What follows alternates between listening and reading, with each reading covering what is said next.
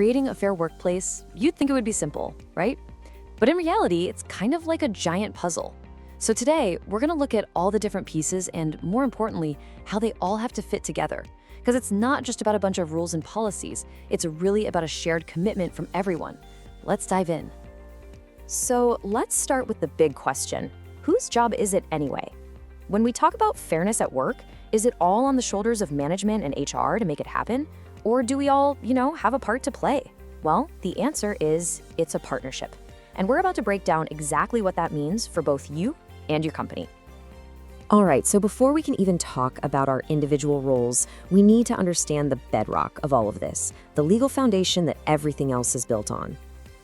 And that starting point is the Equality Act of 2010. Now, this isn't just some dusty rule book for the company. Think of it more like a legal blueprint that makes it absolutely crystal clear that creating a fair workplace is a shared duty. This act is the game plan for the entire partnership we're exploring today. And this slide really nails the core idea. Just think of it as two sides of the very same coin. On one side, you have the employer.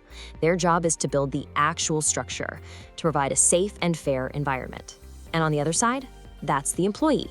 Their role is to bring that structure to life by contributing to a positive, respectful culture every single day. See, one can't really work without the other. So let's dig into that first side of the coin, the employer's role.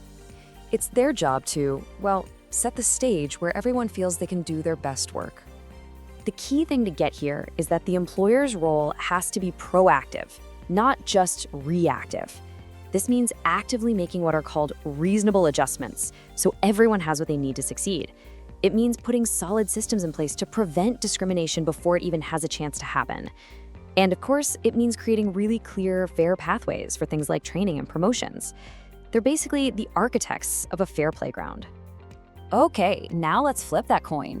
If the employer sets the stage, then it's all of us, the employees, who actually perform the play. This part is all about how each and every one of us actively shapes the workplace culture. This is where fairness becomes a personal responsibility. And we're talking about the small, everyday stuff, treating your colleagues with basic dignity and respect, having the courage to speak up when you see something that just isn't right, and not just zoning out during diversity training, but actually engaging with it and trying to apply what you learn. It's the sum of all these individual actions that really creates an inclusive culture. Okay, so we get the separate roles, but what happens when things go wrong? This is where those two roles stop being separate and everyone, and I mean everyone, has to act together. This message is so critical. Standing up to discrimination isn't just somebody else's job. It is an active, shared duty for everyone, from the brand new hire all the way up to the CEO. Staying silent is not a neutral position. Taking action is the only real way forward. So how do we actually do that? Well, here are 4 really powerful ways. First, you can speak out. Use your voice and report the behavior. Second, you can be an ally. Actively support colleagues who are being targeted. Third, use the proper channels. Your company has procedures for a reason, so follow them. And finally, and this is a big one, lead by example. Make sure your own actions are always positive and inclusive, because that stuff has a ripple effect.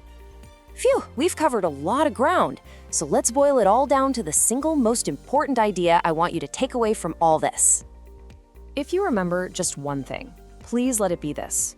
A company can have the best, most beautifully written policies in the entire world, but they are totally meaningless without action.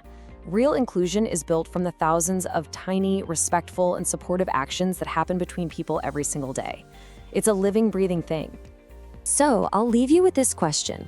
What's one thing, just one, that you'll do differently tomorrow to help build a fairer workplace? Really think about it, and then go out and do it. Thanks for joining me.